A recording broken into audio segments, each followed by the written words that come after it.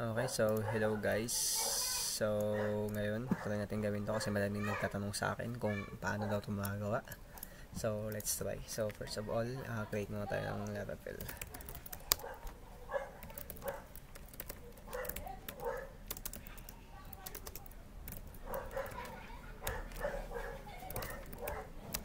Ang file name natin is MVC na lang din.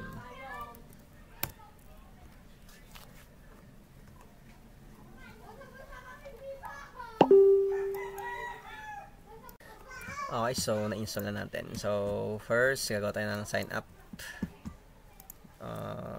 Punta tayo sa MVC. Okay, so nandito na tayo sa loob. Then gagawa tayo ng sign up. Artisan make view sign up page. Yan, so nakagawa na tayo.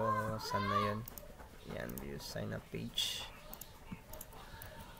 Or yeah, hindi mo natin i-stylean. So simple muna natin. So sign up.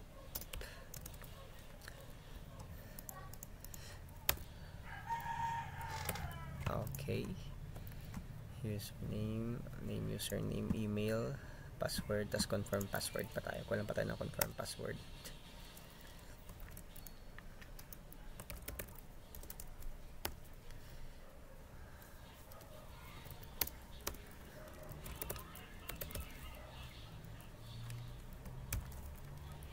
Ayan. Okay, so ito yung code nya. So dapat tandaan nyo guys, yung name nung confirm password natin is confirm password ba?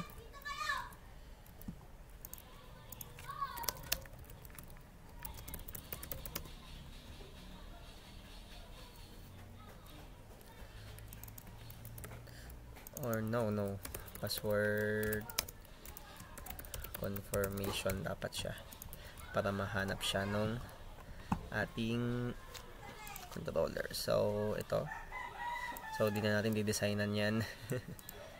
Ayan lang muna ang gagawin natin. Name, email or username. So username, email. Okay, and then input validation. So gagawa tayo ng validation niya. So ang paggagawa ng validation sa controller kasi ito ito yung validation, required validation din yan. And then don't type email. So gawa tayo ng controller. Ang pangalan ng controller natin is sign up controller. Yan, sa app HTTP sign up controller. Okay, so ngayon, no, not public index, public sign up. Tapos ang mangyayari dito sa sign up natin is babalidate natin yon. Yan, tapos confirm. So ito yung validation natin. I-request natin na mababalidate siya. And then ito, sisave na natin siya.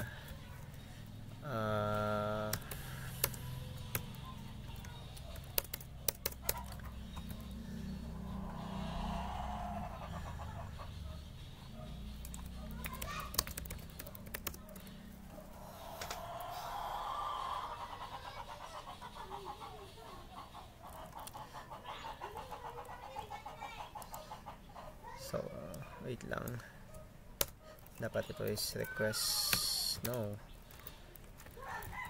sign up, request ganyan. So na-forgot ko. Another request validate yan. So babalidate natin siya, confirmed. Yan, lagay natin dito yung ating code na user. Wala kasi yung user, so add natin siya. Yan, then user create. So yan, i-create na natin siya. And then after natin ma-create daw, ang pupuntahan daw natin dito is sa login page. So ano natin sa login, return, redirect. Hindi natin siya ipupunta sa back kundi route to, redirect route sa login. So hanapin niyo yung login mamaya, or let's do it login page. Yan, para hindi tayo malilito. With success yan. Okay, so nagawa na natin ito. And then ito sa model is nasa user model. Hindi na tayo gagawa ng model for now. Yan, name, email, password. So andyan siya. So check natin kung yun lang ba.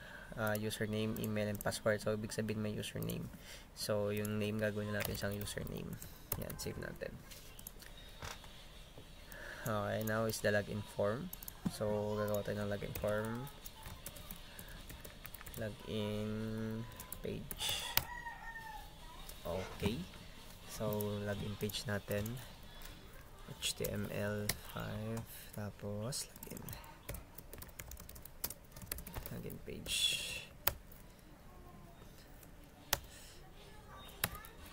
Ito. Okay, pero babaguhin pa natin mamaya yung mga ito kasi i-route natin to. Yan, login. Okay, so sa login daw dapat is hindi na magdi-design.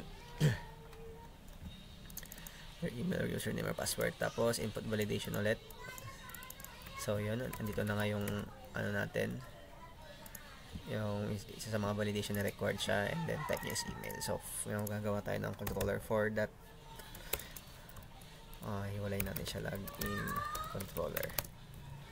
Okay, so dito siya, login controller, and use app model user. Yan, public function login. So ba nagtataka kayo ba't bigla na nagko-code? Nakaka-connect kasi ako sa Copilot. So ito yung code niyan. So yung credentials, request niya na validate ng email. So dapat yung email and password, required email daw yung type niya, and then tong password is string na may minimum na 8 letter na alphanumeric letters. Tapos if authentication attempt, credential request to, kung correct yung pagka-authenticate niya, gagawa na tayo ng request, tapos mag-redirect na tayo sa dashboard. Okay, tapos pag error ito, yan yung ano niya. So okay na to. Login, hindi pa na. Okay, validate user credentials, if login successfully direct, if login failed, if an error message. So gawa tayo ng dashboard. Dashboard page. Okay, dashboard page, HTML5 dashboard, and then let's welcome to your dashboard. Tapos may log out tayo. No, wala siyang form. Dapat may form to.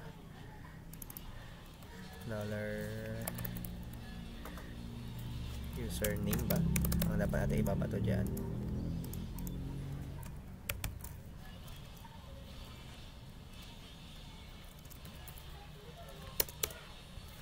Lang, may ating gawin.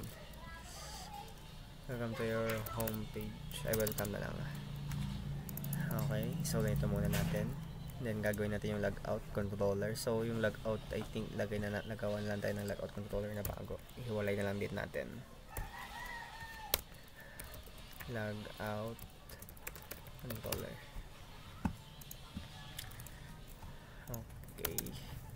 Basta, yan lang. Para yung pag-clinic na natin logout process na natin.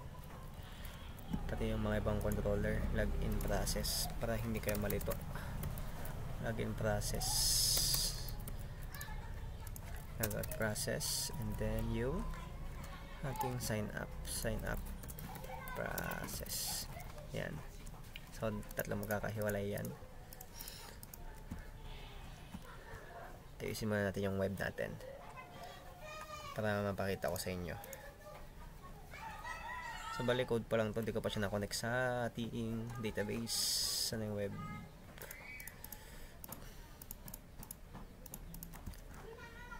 Yan. Yung view natin dito dapat is login page ba? Yeah, login page. Okay, tapos route/login view login page. Ito na lang ang gamitin natin. Sign up controller, login controller, logout controller. Okay. Tapos route sign up page, sign up page, post sign up process, login process, logout process. Tapos sa dashboard niya. Okay, so una punta tayo login page, and then ito yung papunta sa sign up. Then ito yung sa login page, sign up page. Okay, so yun nga yung name niya. Tapos ito yung hanapin kasi niya eh. Sign up process, saka sign up controller. Okay, save natin. So, i-connect ko lang siya sa database para ma-show ko lang. Okay, so nakagawa na ng database. So, i-migrate natin siya. But first of all, change muna natin to.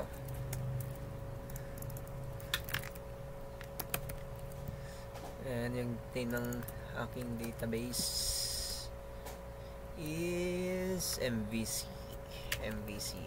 Yan. So, migrate pa lang siya. Migrate. Okay. Artisan. Ay, mali. Serve pala. Artisan serve. Okay, so localhost, wait lang. Saan na yung ating OBS? Add ko lang sa browser natin. Okay, so ito na yung run natin. So, anuhin ko muna. Maglagay tayo sa login natin, no? Login page ng reference para makalipat tayo. Okay. Ito, ganda naman account sign up here. So, check natin. Refresh natin yung page. Okay, mapindot mo. For offer not found. So, check natin itong slash sign up yung hinahanap niya. So, sa web natin, may slash sign up na tayo. Dalawa sila eh. Route post. Sign up. Process dapat to. Kasi ito yung mga process natin. Login process, logout process. So, view sign up page. Okay, sign up page. Name niya is sign up page. Okay, try ulit natin kung gagana na siya. Reload, sign up here. No, not pa din. So, wait. I-route na lang natin siya. Route.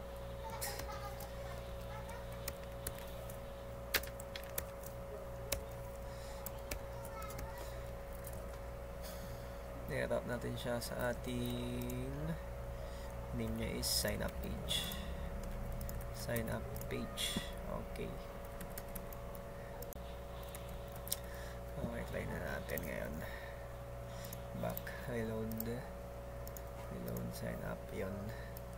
May parang ganito yung ano ko. Teka. Saan na yung sign up page natin? Kaya pala. Yan, enable for confirm password. Reload. May extra ano siya yan. Sign up natin. Then, sa baba ng form, break natin, lagay natin yung login page natin. Reload. Okay. So, let's try to, log in. Yan, tayo natin mag-sign up. Test. Is at gmail.com. Test. Oh, wait, try muna natin yung mga yan, kunwari. Sign up. Okay. Kailangan may ganun siya. Goods. Sign up. Please fill out the fields. para pag hindi sila same. Oops. Hindi pa natin naayos yung ano natin, yung routing natin. So route, open close parenthesis, then single quotation.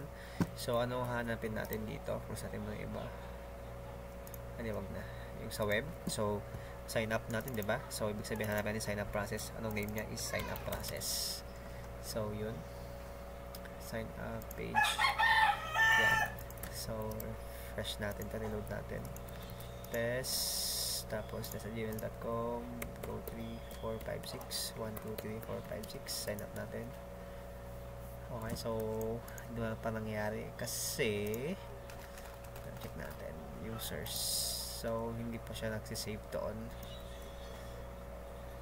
and madami pala kasi nakahalo. Saan na yung ano natin, walang name, hindi niya mahanap yung name. So ulitin ko lang yung database natin, alisin natin, hindi natin kailangan. So email meron, email verified natin, hindi natin kailangan yan. And then this is username. So paano ba kunwari kung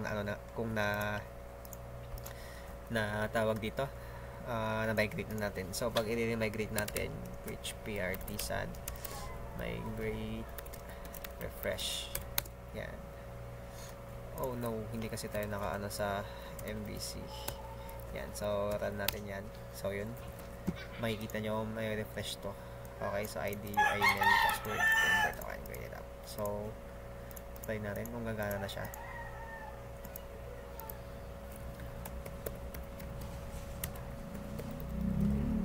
Sign up.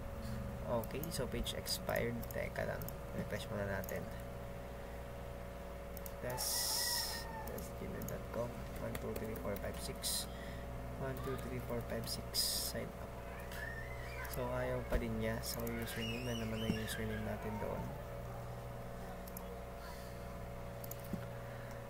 So username, check, email type, password confirmation. Okay, tapos muna tayo sa ano natin, sa sign up controller natin. So validate niya, click sa users, password na is confirm, tapos create. So may something na nangyayari. Okay, so yung error is tong bycrypt dito sa sign up controller natin. So bakit siya nag-error? Kasi sa ating user.php may kita natin dito na hash na nga siya, nireturn natin na hash na. So bali kasi ang ginawa ko doon, ina-hash ko pa siya, binidecrypt ko pa siya, so ina-encrypt ko pa siya. So try natin ngayon kung okay na. Refresh muna natin. Oops, wait, naparang pa ba? I think something happened.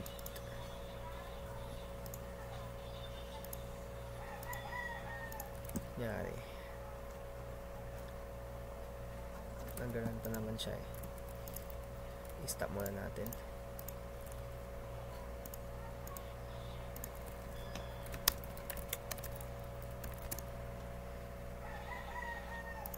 Why it can't serve? What happened?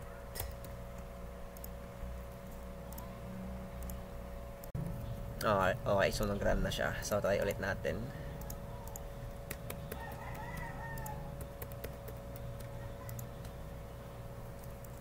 So may error siya man. Ay hindi, ayaw pa din niya men. Bakit? ID, username, email, remember token. Baka dahil sa remember token. Okay, ito natin alisin yung remember token.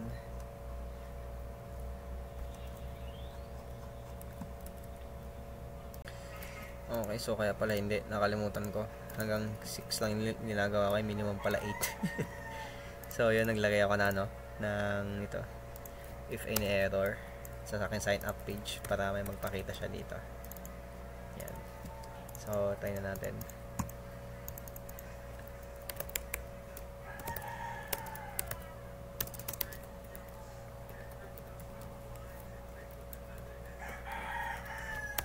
Ating login. Okay, so yun, success siya. So lagyan lang din natin ng success dito sa atin. So redirect success. So dapat sa login natin is where's my login? lagay tayo sa taas na lang yan dito. If $errors, if session success, yan. Tama ba?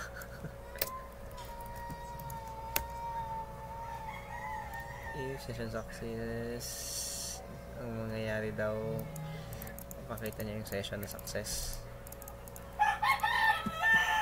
Okay, so check natin kung meron na dito. So yun, hash na din siya.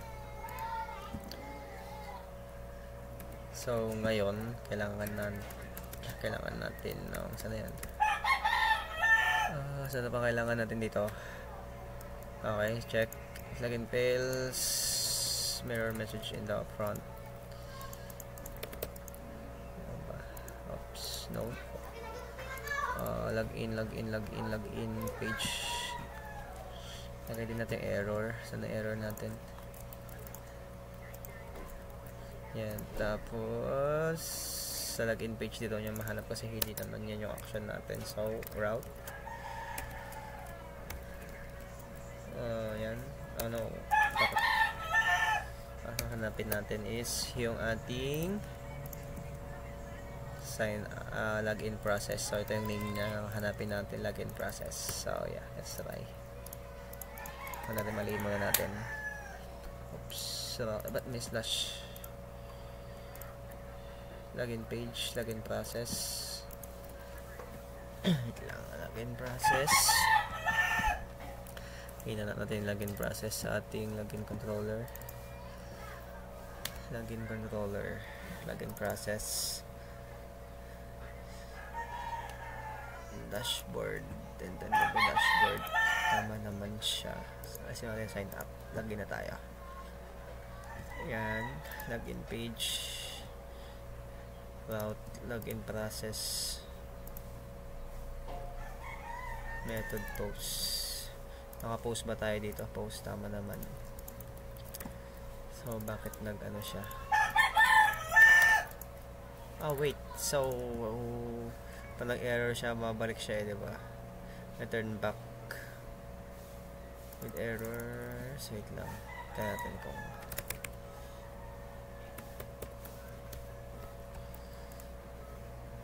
route login process not found. Ba't di niya mahanap yung route login process natin? Route login process. Okay, login process. Name login process. Login process.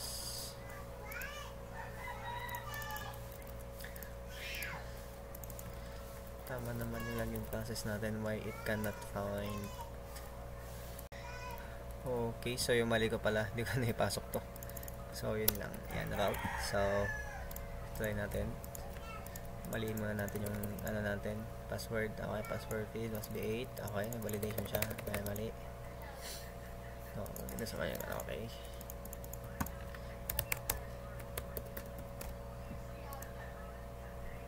Ano yung password ko? Kalimutan ko na. Wait lang, sign up muna natin.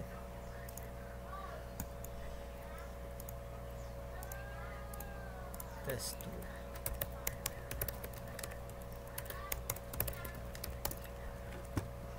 Okay. Test 2. Okay, so you are logged in. So, yun. So, gagawin yung ano. I-log out natin. Oops. Dashboard. Logout. /logout. Not that /logout. Route.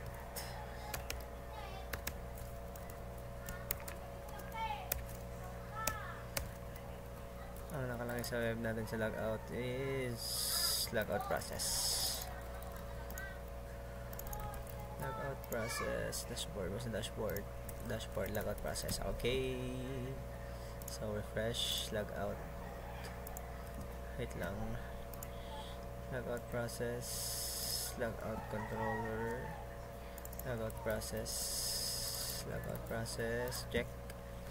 Logout process yung name niya. Check. Saan yung controller natin sa logout? Logout controller /login. Login lang ba? Login page. login page. Okay, not found pa din. So, check natin yung ating route. Nakapapay na nga natin. Ano yung logout controller. Ay, dashboard logout. Hindi ko naman na ipasok. Kaya pala eh. Nakalimutan ko ipasok. Okay, logout. At mabalik tayo sa dashboard. Ay, login process. Logout. Yan. Logout. So, hindi nyo manap yung login page. Logout controller, login page. Redirect. Web. Naman return view login page. Why is that not going there?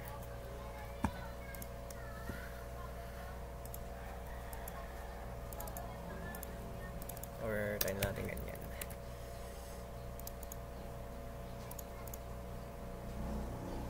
Oops, nag-expire yung page kasi nag-log out na siya. Hindi na tayo naka-login dito. Balik tayo. Parang babalik siya dito sa ating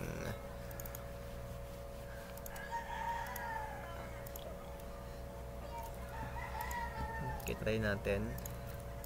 Test 2. Okay, log out. Okay, log out successfully. So, check natin kung makakapasok tayo dito sa /dashboard. Dapat dito makakapasok.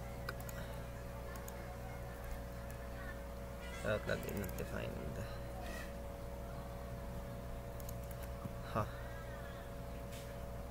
/dashboard view out.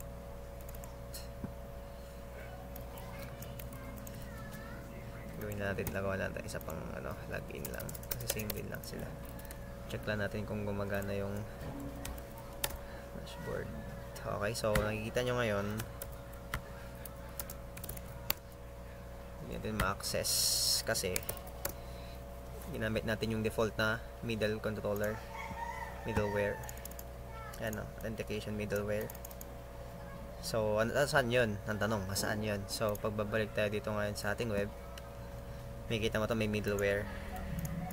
Ginamit daw natin yung middleware na authentication. So, saan na ito nakalagay? Sa ito yun. Yung mismong inborn na authentication na dapat login ka kasi i-authenticate niya kung bago ka makapunta sa dashboard. So, yan. Sampay login natin. Login page. So, ito kasi, saan yung controller natin? For example, ito ang controller natin. Pagka-validate niya, ma-authenticate siya at credentials pag totoo. Tsaka ma-generate siya. Ibig sabihin, authenticated na siya. So, ito yung middleware na sinasabi nila. So, pag pupunta sa dashboard, din natin makakapunta dyan. Pero makakapunta tayo sa sign up. Oh no, what happened? Nangyari sa ating route sign up page. No, not that one. Baguhin ko na lang din yung pangalan niya. Dali niya makita, login page. So, login na lang natin to kasi same din lang sila. Okay, login. Yan. So, nakikita nyo makakapunta tayo sa sign up, pero pag pupunta tayo sa dashboard, hindi tayo makakapunta sa dashboard, kailangan natin mag-login. So, sabi nyo dito is ano yung natin? Yan. User is login before granting.